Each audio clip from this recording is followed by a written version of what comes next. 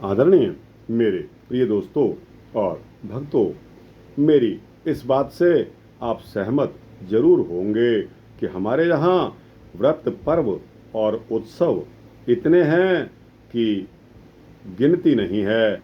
बहुत से कैलेंडर, जंत्री और न जाने डायरीज में क्या क्या हमारे क्षेत्रीय जो पर्व आते हैं उनको मनाने के लिए आज इस महंगाई के दौर में हम किस प्रकार मना सकते हैं। तो दोस्तों, इन पर्वों के लिए स्वामी विवेकानंद जी के क्या विचार थे, आइए उन पर एक नज़र डालते हैं। दोस्तों, यह सूक्ष्म वृत्तांत है, ज़्यादा से ज़्यादा 4 मिनट का होने वाला है।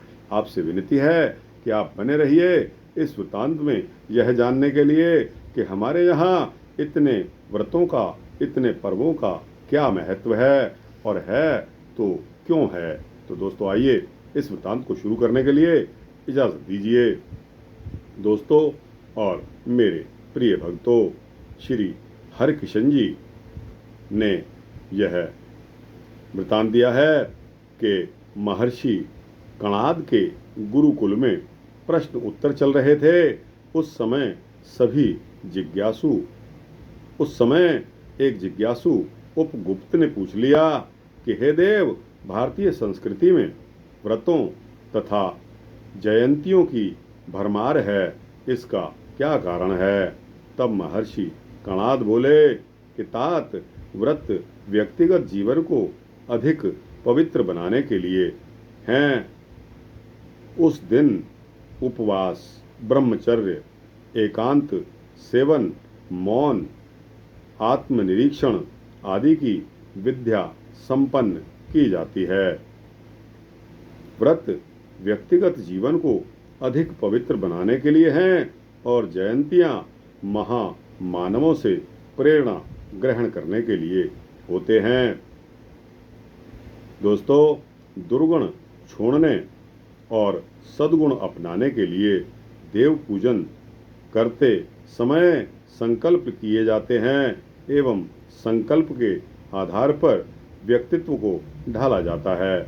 व्यक्ति को आध्यात्म का मर्म समझाने, गुण, कर्म और स्वभाव का विकास करने की शिक्षा देने, सन्मार्ग पर चलाने का ऋषि प्रणीत मार्ग है।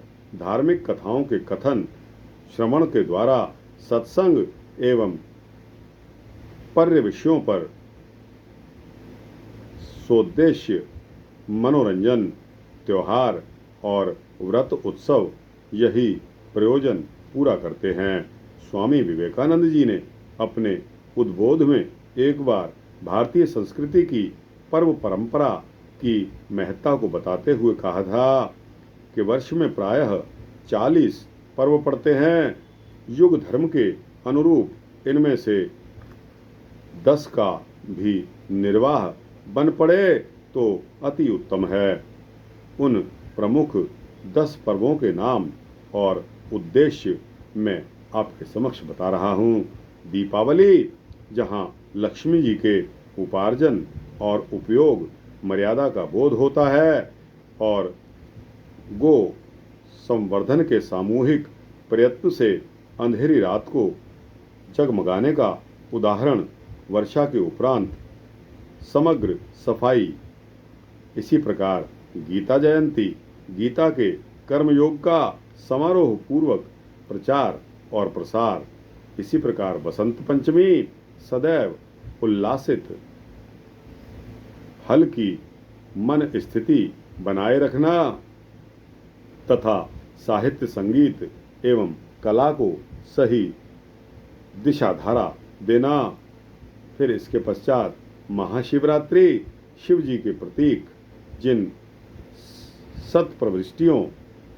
सत्प्रवृत्तियों की प्रेरणा का समावेश है, उनका रहस्य समझना और समझाना। इसके पश्चात होली, नवान्न का सामूहिक वार्षिक यज्ञ, प्रहलाद कथा का स्मरण, सत्य वृत्ति का संवर्धन और दुष्प्रवृत्ति का उन्मूलन।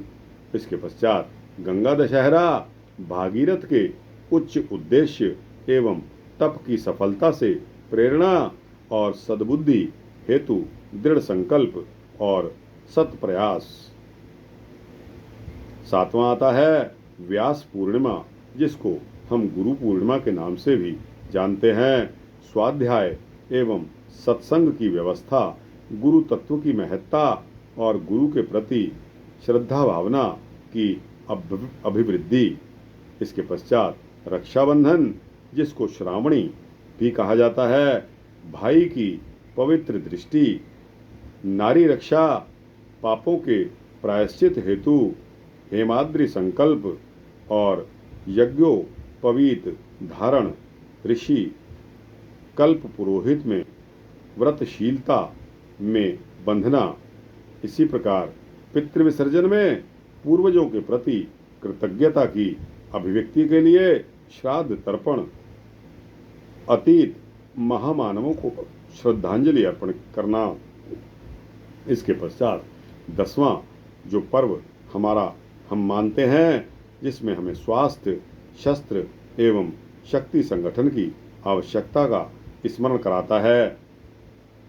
असुरता पर देवत्व की विजय। इनके अतिरिक्त रामनवमी, श्री कृष्ण जन्माष्टमी, हनुमान जयंती और गणेश चतुर्थी क्षेत्रीय पर्व हैं, जिनमें कई तरह की शिक्षाएं और प्रेरणाएं सन्निहित हैं, हमें मिलती रहती हैं और हमारी याददाश्त भी ताज़ा होती रहती है। अगर हम एक त्यौहार के बारे में भूल भी जाते हैं, तो अगर उसको हम मनाते हैं तो उसके बारे में हम कुछ स्वयं से और कुछ दूसरों के कहे गए व्यक्तित्वों से हमें इनकी पहचान होती है। तो दोस्तों, यह व्रत, उत्सव और पर्व जो हमारे देश में मनाए जाते हैं, इससे हमारी संस्कृति, हमारी परंपराओं का हमें बोध होता है। ऐसे ही नहीं कि हम आलू पूड़ी हलवा बना रहे हैं और खा के अपना समय बिता रहे हैं। तो दोस्तों, यह वृत्तांत यहाँ समाप्त होता है। आपको अच्छा लगा हो तो इसको लाइक और शेयर करते हुए अपने दोस्तों, भक्तों, मित्रों, जिज्ञासुओं तक पहुँचा देना। कमेंट सेक्शन में अपनी राय देना और इस चैनल को सब्सक्राइब करेंगे तो इसी तरह के सूक्ष्म भक्ति वृत्तांत आपको सबसे पहले मिलेंगे। जय श्री सीतारामचंद्र भगवान की जय।